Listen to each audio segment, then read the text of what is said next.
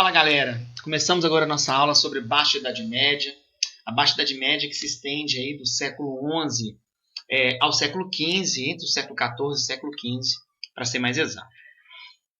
Essa Baixa Idade Média ela se divide em dois períodos.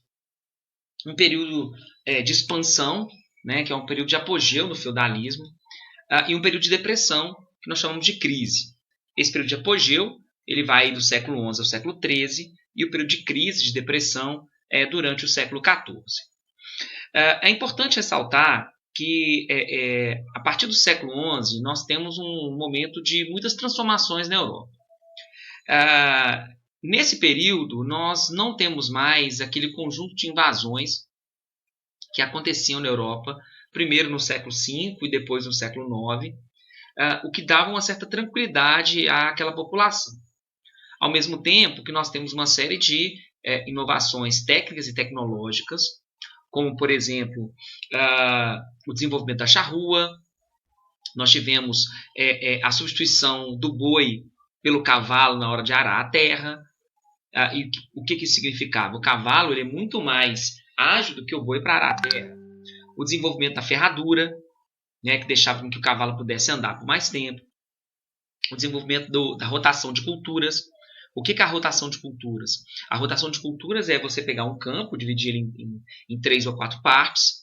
Em cada uma dessas partes você planta uma coisa diferente, e um desses campos ele fica em pousio, ele fica em descanso. Depois você vai fazendo o rodízio desses campos. Todas essas transformações permitem um aumento da população, da produção agrícola, né? E esse aumento da produção agrícola veio acompanhado também de um aumento da população. A gente não consegue saber o que veio primeiro, se foi o aumento da produção agrícola ou se foi o aumento da população.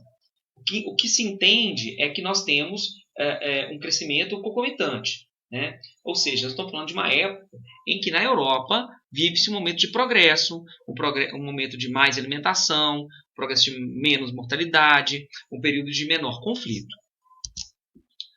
Esse aumento populacional, né, que vocês podem perceber nesse gráfico apresentado nesse slide, observem aqui que em 1050 nós tínhamos 45 milhões de pessoas. 100 anos depois nós temos 50 milhões de pessoas, um aumento de 5 milhões. Bom, quando a gente vai para 50 anos depois, já são 10 milhões a mais. Mais 100 anos depois, 15 milhões a mais. Então, nós temos um crescimento exponencial da população, né? E ao mesmo tempo em que nós temos um crescimento da população e um crescimento da produção agrícola, nós veremos, neste momento, ressurgir o comércio. Por que ressurgiu o comércio? Porque nós temos mais produtos, consequentemente, produtos que sobram, e diante da sobra de produto, o excedente de produção, nós temos a retomada do comércio. Essa retomada do comércio ela vai ser feita principalmente por mercadores. E quem eram esses mercadores? Eram servos que haviam fugido dos feudos, ou que haviam negociado sua saída, ou até mesmo sido expulsos dos feudos. E a partir daí, esse grupo se especializa em buscar produtos em determinadas regiões e levar para outras. O crescimento do comércio vai fazer também com que essas pessoas, esses mercadores, se estabelecessem em alguns locais para poder viver. E eles vão construir casas em cruzamentos comerciais, vão construir casas junto aos castelos, né, aos muros, às fortalezas. Então, tudo isso vai fazer com que nós temos o nascimento ali de algumas aglomerações urbanas, que vão ficar conhecidos como foresburgos. Um burgo era uma cidade ou uma vila murada, né? E essas novas aglomerações ficam conhecidos como novos burgos, foresburgos, né?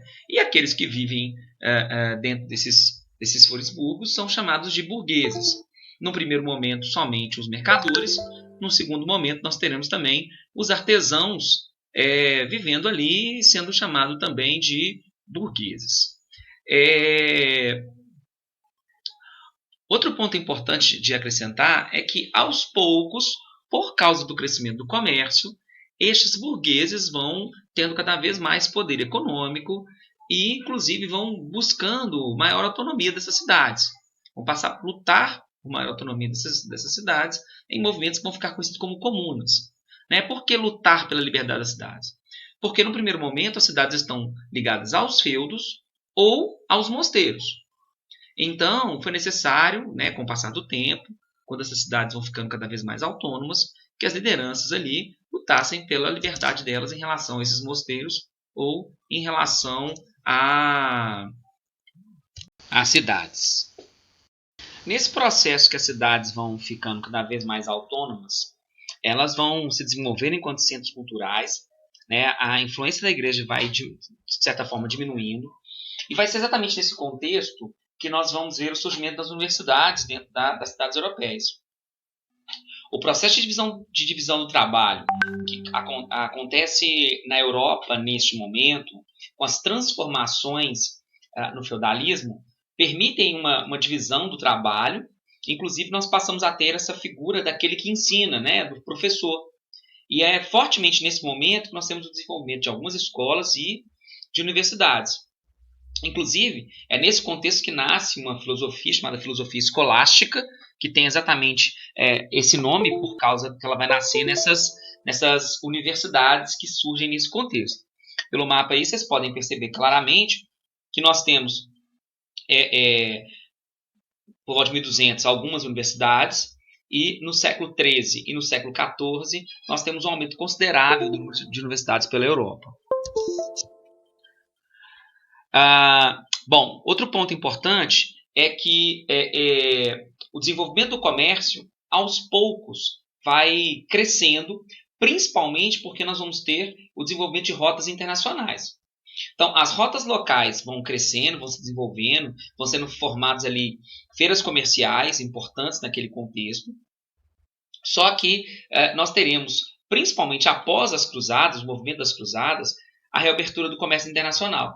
Então, as rotas abertas pelos cruzados vão permitir que os europeus voltem a fazer comércio com o Oriente, né? Seja via marítima com os italianos ali no Mar Mediterrâneo, fosse via terrestre, passando ali possivelmente próximo ao Império Bizantino. Lembrando que o Império Bizantino é o que se transformou pós Império Romano do Oriente. Tá? Depois da queda do Império Romano do Ocidente, o Império Romano do Oriente se transforma no chamado Império Bizantino. E sobre as cruzadas, a gente aproveita para falar um pouquinho delas agora. As cruzadas vão acontecer entre os séculos XI e XIII. E para entender as cruzadas, primeiro a gente tem que entender a seguinte situação. Nós tínhamos, naquele contexto, esses nobres europeus, e esses nobres europeus eles constantemente estavam em conflito. Então, os nobres europeus não viviam uma paz linda, maravilhosa, todo mundo se amando, não. Eles viviam em conflito, e a igreja tentou, de alguma forma, barrar o crescimento desses conflitos, diminuir esses conflitos. Tá? E foram várias encíclicas, bulas lançadas pela igreja para tentar controlar isso, mas com muita dificuldade. O que a igreja vai fazer, principalmente para conseguir canalizar esse ímpeto guerreiro dos nobres europeus, foi com as cruzadas, no qual o Papa Urbano II, né, convoca o Concílio de Clermont, e nele ele vai incitar os cristãos a lutar contra os infiéis para libertar a Terra Santa. Lembrando que os infiéis eram os muçulmanos, né, os mouros, e a Terra Santa, Jerusalém. Além disso, o Papa ele defendia que era preciso que essa nobreza europeia socorresse os bizantinos, que constantemente estavam sofrendo ataques muçulmanos, tentando aí defender uma unificação ali dos cristãos, né? Já que os bizantinos eles não eram católicos, eram ortodoxos, em função do rompimento que havia acontecido alguns anos antes, mas seria ali a salvação da cristandade. Tá? E aí muitos desses nobres estavam interessados nessa questão religiosa, é óbvio, né? Estamos falando de uma cidade muito religiosa, mas também muitos nobres interessados em conquistar novas terras. Havia nobres que não tinham tantas terras mais, né? Que estavam em decadência, e era uma oportunidade de eles terem uma vida melhor conquistando terras ali pela região. Outro ponto que incentiva essa nobreza a participar também é que todos aqueles que lutassem nas cruzadas receberiam a indulgência, ou indulgências. O que é isso? O perdão pelos seus pecados. considerando uma sociedade que pecava muito, já que tudo era pecado, né? Então era uma forma de você aliviar um pouco a sua situação. Vocês podem ver aí no mapa as principais rotas das cruzadas. Essas são as 3 primeiras cruzadas. Vocês vão ver que nós tivemos cruzadas por terra, né, mas também cruzadas pelo Mar Mediterrâneo. Inclusive vão ser essas cruzadas do Mar Mediterrâneo aí que vão permitir que os italianos voltassem a fazer comércio com o Oriente, trazendo especiarias para a Europa. Bem, pessoal, para a gente poder fechar nosso tema Idade Média, feudalismo, vamos falar sobre a crise do feudalismo, que se desenvolve em todo o século XIV, né, na passagem para o século XV. Quando nós pensamos nessa crise do feudalismo, e o que foi essa crise do feudalismo, nós temos para pensar em 4 situações. Nós tivemos fome, causada por uma crise agrícola e todo um desequilíbrio climático, né, na Europa naquele momento. A peste, no caso, a chamada peste bubônica, tudo indica que seja a peste bubônica, que na época fica conhecida como peste negra. Uma série de revoltas, chamadas revoltas camponesas, e também conflitos, né, principalmente a Guerra dos 100 Anos, que leva a um conjunto de mortes. Então, pensar na crise do feudalismo, nós podemos pensar aí sobre os chamados 4 cavaleiros do Apocalipse: fome, peste, guerra e morte. Ok? Avançando mais especificamente sobre cada um dos aspectos, no decorrer do século XIV, nós vamos ter uma crise ecológica. Que crise ecológica que é essa? É um processo de desequilíbrio climático. Esse desequilíbrio climático acontece por causa da ação humana, né? Então, no decorrer da expansão do feudalismo, daquela fase de apogeu, nós temos um processo de expansão das áreas agrícolas. Que tipo de expansão das áreas agrícolas? Começa-se um processo chamado de arroteamentos, que é de devastação das florestas para transformar em áreas agricultáveis, drenagem dos pântanos para a mesma coisa, né? E tudo isso gera uma alteração natural, e essa alteração natural gera mudanças climáticas. Então, aquele clima que foi favorável e positivo nos primeiros anos desse apogeu, né, a partir do século XI, no século XIV já é um problema. Ao mesmo tempo que as técnicas agrícolas que um dia estiveram avançadas, neste momento estavam estagnadas. E enquanto tudo isso acontecia, a população continuava a crescer. Isto é, nós temos técnicas estagnadas, problemas climáticos gerando uma crise ecológica e o crescimento da população no mesmo ritmo de antes. Isso acontece o quê? Não tem alimento para todo mundo, gerando fome. E com isso muitas pessoas vão morrer e outras milhares de pessoas vão ficar subnutridas. E estando subnutridas, isso era um caminho aberto para a proliferação de doenças, né? A Europa já era marcada por muitas doenças. Então nós já tínhamos a lepra, nós tínhamos outras doenças, né? Só que neste contexto específico aparece uma pandemia, né? Uma palavra que a gente já está aí acostumado, né? E uma curiosidade, né? Uma pandemia que também sai da China, né? Não é a China enquanto país, mas aqui na região da China, e vai chegar na Europa pela Itália, né? É interessante as semelhanças aí com a questão do coronavírus que nós estamos vendo nesse momento. Mas o que vai levar a essa peste negra? A peste negra, então, muito provavelmente, ela chega na Europa por navios italianos vindo da China, né, vindo do Oriente, e ali ratos infectados, né, que o rato, a pulga do rato é o transmissor. Uma diferença que a peste bubônica, a peste negra, não é vírus, é uma bactéria, a bactéria Yersinia pestis. Então, provavelmente os ratos, né, e as pulgas deles com a bactéria vão chegar com navios italianos e vão encontrar na Europa caminho aberto para proliferar, porque a Europa era muito suja, né? O problema de saneamento básico era muito grande, né? Então você tinha esgoto a céu aberto, lixo mal acomodado, né? Mais toda essa crise agrícola que faz com que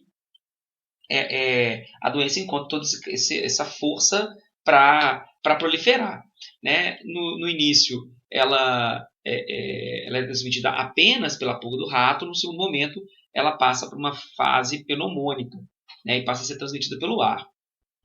E vai gerar um impacto enorme em função das mortes, né? Mais de 1/3 da população vai morrer, né? Muitas pessoas eram afastadas do convívio de outras pessoas para que a peste não proliferasse. Né? Então, junto com a fome, né, junto com a subnutrição, nós temos aí também a questão da peste negra. Aí nós temos um mapa que mostra, né, a propagação da peste negra, né, ela saindo lá do Oriente, chegando até a Europa. Bom, outro ponto que chama atenção é também a chamada Guerra dos 100 Anos, né, que foi uma guerra que acontece entre 1337 e 1453. Essa guerra foi um conflito entre França e Inglaterra, e esse conflito acontece por questões políticas, dinásticas, né, de controle de espaço político, e também questões econômicas. Essa guerra ela não foram mais de 100 anos ininterruptos, tá? Na verdade, essa guerra teve várias interrupções, e as primeiras batalhas foram vencidas pelos ingleses. Só que, a partir ali de meados do século XV, nós temos uma mudança, principalmente a partir, né, da figura de Joana d'Arc, né, que é uma mulher que vai lutar pelo exército, inicialmente vestida de homem, e que vai comandar um exército, vai comandar a vitória dos franceses sobre os ingleses naquele contexto. Posteriormente, ela vai ser, inclusive, capturada pelos ingleses e vai ser condenada à morte. A grande questão é que as guerras auxiliam também, tanto quanto a fome como a peste, no número de mortes. Então, temos muitas pessoas que serão mortas nesse contexto, então, na Europa. E, por fim, nós temos ainda a revolta dos camponeses. Por quê? Porque toda a crise fazia com que os senhores feudais perdessem todo aquele seu nível de vida. Para tentar manter, o que eles vão fazer? Eles vão dobrar os impostos sobre os camponeses. É o que nós chamamos de dupla servidão. Só que naquele contexto, os camponeses eles não vão aceitar e vão, utilizando suas próprias ferramentas, atacar os seus senhores. Então nós temos uma série de revoltas de camponeses na Europa nesse momento, que acontecem principalmente na Inglaterra e na França, tá? E elas em geral são conhecidas como jaqueries, né? Porque a França foi um centro dessas revoltas. Né? Essas revoltas demonstravam a insatisfação da população camponesa com toda a exploração que eles viviam naquele contexto. E, inclusive, aos poucos, as jaqueries associadas à peste negra, ela vai levar a uma mudança no modelo, né, de servidão para o trabalho assalariado. Bom, e por fim, importante a gente falar um pouquinho da arte no mundo medieval. Quando nós pensamos no mundo medieval, nós temos dois modelos arquitetônicos se destacando, tá? O modelo românico e o modelo gótico. Né? O modelo do início da Idade Média, da Alta Idade Média, né, vai ser o modelo românico. Né? Esse modelo é marcado por grandes prédios, né, igrejas, né, maciças, né, com paredes muito grossas, poucas janelas, né, simples, e que demonstrava exatamente essa insegurança do período, o medo existente, né, toda a religiosidade do contexto. Já na Baixa Idade Média, nós temos o gótico. O gótico ele já vai ser marcado mais pela imponência, pela leveza. A arte gótica é muito alta, né? Você tem as torres em forma ogival, né? Então elas são muito altas. E também marca essa mudança. A Baixa Idade Média ela vai marcar essa transformação, aquele apogeu do feudalismo. Né? Então ela tem muita imponência, tem leveza. As paredes não são tão grossas, né? São menos espessas. Tem muitas janelas, tem vitrais coloridos, né? Que demonstravam toda a mudança da sociedade, o desenvolvimento da sociedade burguesa. Então nós temos aí duas imagens. Né? Então a primeira imagem é uma igreja românica. Já a segunda imagem nós temos uma igreja gótica. Então vocês podem perceber aqui, ó, a grossura, né, da parede, dá para perceber. Né? Aqui a gente percebe principalmente a altura, né, das torres ogivais, né, com mais janelas, aqui com menos janelas. Beleza, galera? Então é isso. Fechamos então essa aula, a segunda aula sobre a Idade Média, né, sobre Baixa Idade Média. Espero que vocês tenham gostado. Um abraço a todos, até a próxima.